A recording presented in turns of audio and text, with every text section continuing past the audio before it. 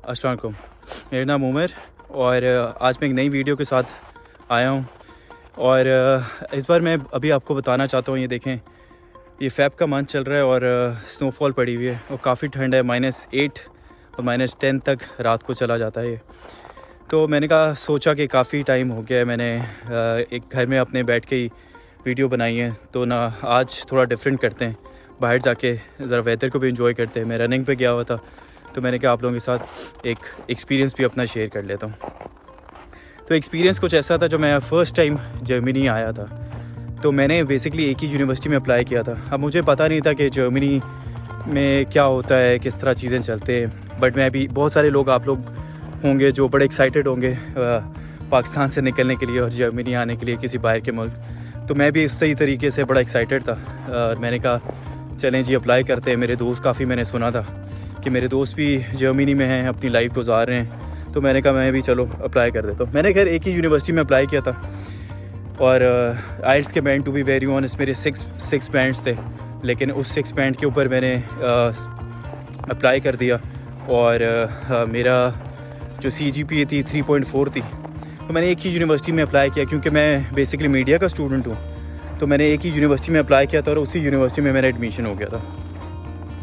मैं यूनिवर्सिटी के बारे में भी आपको, अगर आपको पूछना होगा कौन सी यूनिवर्सिटी है, ये किस तरह अप्लाई किया, वो एक अलग टॉपिक है। तो एक्सपीरियंस मेरा ये रहा, मैंने अप्लाई किया और मेरा एडमिशन हो गया। तो वो एडमिशन जो है कंडीशन एडमिशन हुआ था, और वो ऐसा एडमिशन नहीं था कि जिसमें मुझे डायरेक्टली मास्टर्स में एनरोल किया गया। वो एडमिशन ऐसा था कि मुझे वहाँ मैं पहुँचा हूँ जर्मनी, फ्रैंकफर्ट में पहुँचा हूँ मैं, डायरेक्ट लैंड फ्रैंकफर्ट में किया था। मैंने फ्रैंकफर्ट से अपने 5 घंटे ट्रैवल करके और आगे जाना था अपनी टाउन में, और वो काफ़ी मेरे लिए हेक्टिक था, क्योंकि इतना ज़्यादा, यहाँ से तकरीबन 12 घंटे की आप फ़्लाइट लो और उसके बाद फ्रैंकफर्ट पहुँचो, और एक उसके बाद फिर आपको, मेरे पास तो कोई गाइड नहीं था, मुझे कोई गाइड करने के लिए नहीं था, मुझे अपनी मदद आपके तरीके से मुझे खुद ही पहुँचना था।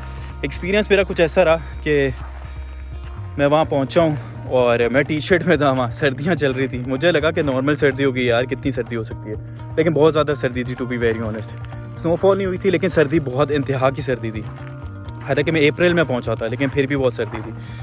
और मैं 2 बड़े सूटकेस लेके वहाँ पहुँचा हूँ, और यकीन करें कि उसमें टी-शर्ट पे मैं खड़ा हूँ ठंड में, और लोग मुझे देख रहे हैं, और मेरे बैग के ऊपर उर्दू से लिखा हुआ है कुछ मेरा नाम ना।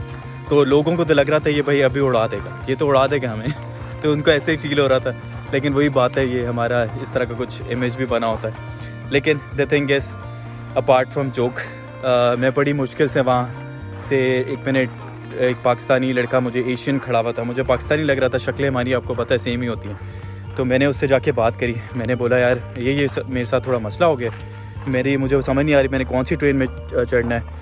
तो खैर उससे पहले एक वाक़या मज़े का ये हुआ कि मैं एक ट्रेन पे चढ़ा गया, और उस ट्रेन पे मैं जैसे ही गया तो मैं बड़े बैग लेके चला गया। वो थी बुलेट ट्रेन। अब वो मुझे बुलेट ट्रेन का पता नहीं कि इधर की बुलेट ट्रेन कैसी होती है। मैंने तो 70 यूरो का, मुझे आज भी पता है, 70 यूरो का मैंने टिकट लेके मैं चढ़ गया था, ठीक है। अब मैंने किसी से पूछा इंग्लिश में, हालांकि वहाँ मुझे जर्मन नहीं आती थी, तो मैंने इंग्लिश में पूछा कि am I in the right train, मुझे इधर जाना है। तो उन्हें बोला no you are in the wrong way, that's is false, मतलब दिस इज़ फॉल्स, तो आप गलत ट्रेन में आ गए। अच्छा, मैंने सामान बस उठा के बाहर फेंके और मैं जम मारी है मैंने वो दिल वाले दुल्हनिया वाला सीन हो गया था पूरा। तो एनीवेज मुझे बड़ा अजीब सा लगा, मैंने कहा यार ये क्या हो गया मुझसे। फिर वहाँ मैंने किसी बंदे से बात करी, पाकिस्तानी बंदा था, उसको मैंने अपनी सारी सिचुएशन बताई। अच्छा था यार, अपने मुल्क, अपने जो है काम आ जाते हैं वहाँ। तो मैंने उससे बात करी, मैंने बोला यार ये मेरे साथ मसला हो गया, अब मैं क्या करूँ। तो उसने मुझे बोला यार फ़िक्र नहीं करूँ, बेचारा अच्छा था, काफ़ी पुराना इधर था जर्मनी के अंदर। उसने मुझे 2 बर्गर, उसने बोला यार आपने कुछ खाया नहीं होगा, उसने 2 बर्गर मुझे लेके दिए, पेप्सी लेके दी, ट्रेन का टिकट लेके गया, और उसने बोला कि भाई इस ट्रेन में बैठ जाओ, ये आपके डायरेक्ट जो ना आपके टाउन में जाएगी। मैंने बड़ा शुक्रिया करके उसका नंबर उसने मुझे दे दिया और मैं बैठ गया।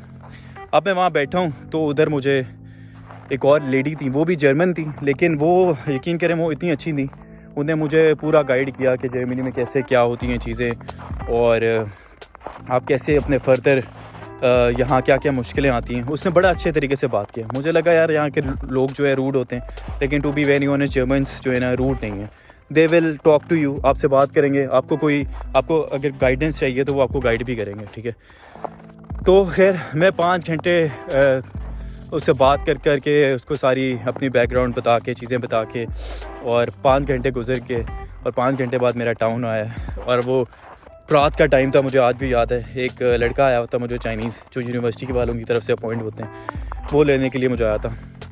और उसने मुझे गाइड किया और मुझे अपने अपार्टमेंट की तरफ, मेरे रूम की तरफ लेके गया। रूम छोटा सा था। पहली रात तो यकीन करें बड़ा अजीब सा लगा, घर वालों से दूर, अपने मुल्क से दूर, और बहुत मुश्किल सिचुएशन थी। लेकिन ये है कि आस्ता आस्ता करके, अब यकीन करें मैंने बस रात को पहुंचा हूँ, 2 घंटे सोए। सुबह मेरी क्लास थी, 6 बजे मैं उठा था, और सुबह मेरी क्लास थी, और क्लास पे मुझे पहुंचना था डायरेक्ट।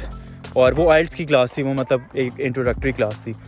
आप मेरे ऊपर क्योंकि कंडीशन लगा था, तो 6 महीने मैंने ना वहाँ जर्मनी में कुछ अपनी ऐसा मास्टर्स का स्टूडेंट एनरोल्ड भी नहीं हुआ, क्योंकि मेरे पास कंडीशन रख के आए थे। मुझे अपने मुल्क से निकलने का शौक़ था, तो मैं वहाँ पहुँच गया। और पहुँचने के बाद मेरे कंडीशन लेटर मुझे मिला हुआ था, और उस कंडीशन में ये था कि आप अपना आइल्स या टोफल करके दें, तो उसके बेसिस पे जो ना हम आपको आगे मास्टर्स में एनरोल करेंगे। तो सिंपल बात है कि मुझे फिर मास्टर्स पे एनरोल होने के लिए मुझे आइल्स करना था। लेकिन मैंने सोचा यार, मैंने 6 महीने में एक चीज़ सीखी, और वो चीज़ यही सीखी थी कि यार मैं 6 महीने इधर लगाऊंगा, और 6 महीने बाद मैं इधर क्या करूं, ठीक है।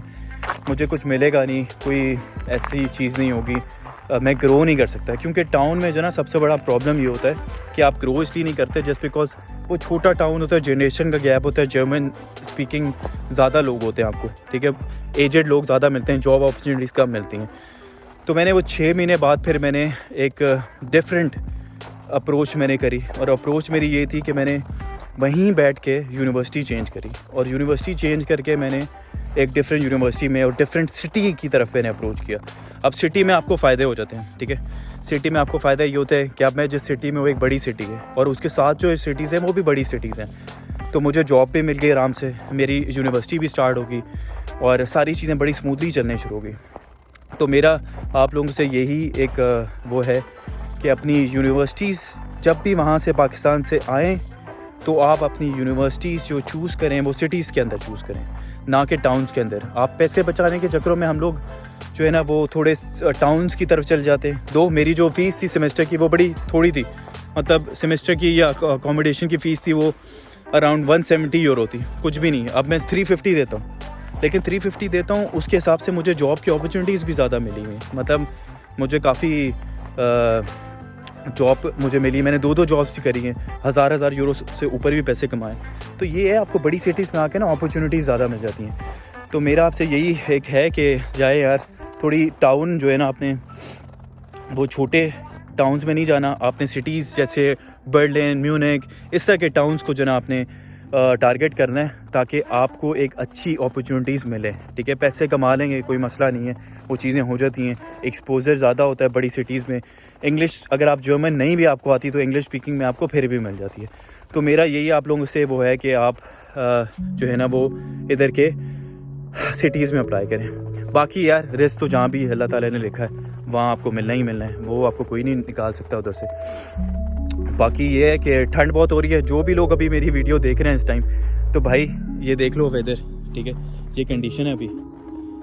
तो ये बर्फ़ तो पड़ी हुई है, लेकिन ये इधर ठंड भी बहुत ही ज़्यादा है कुछ, ठीक है। कुछ सिटीज़ जो नॉर्दर्न साइड की सिटीज़ है ना जर्मनी की, उधर तो बहुत ही माइनस में चल रहा है, तो कुल्फ़ी जाम हो जाएगी, ठीक है। 3-4 कंबल लेके सोने पड़ते हैं। और ये है कि अभी भी मैं 10 चीज़ें पहन के आया हूँ अंदर, वो 10 चीज़ें पहले पहन के आया और फिर 10 चीज़ें उतार दी भी घर जाके, आधा घंटा तो इसी में लग जाता है। बाकी यार अगर आपको मेरी वीडियोस सही लगी हो, मैंने कहा ज़रा एजुकेशन से हट के थोड़ा एक बात अपनी एक्सपीरियंस के बारे में भी कर लूँ, तो मैंने इसलिए ये वीडियो बनाई है। होप आपको अच्छी लगी होंगी।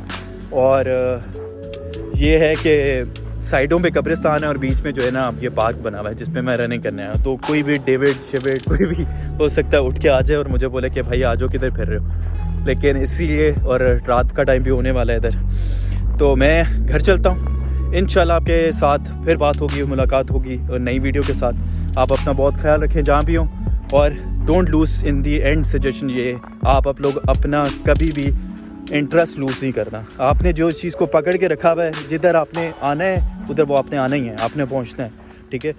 तो होप लूज़ नहीं करनी, चिल रहना है और इंशाल्लाह मैं जब आ सकता हूँ कोई भी आ सकता है। मैंने भी करेज की थी, पेशेंस लेवल सारी गेम है, पेशेंस रखें और इंशाल्लाह यहाँ पहुँचेंगे और मुलाकात होगी। अगर इंशाल्लाह ज़िंदगी रही तो नेक्स्ट वीडियो में आपसे दोबारा मुलाकात होती है। अस्सलाम वालेकुम, खैरियत से रहे, खुदा हाफ़िज़।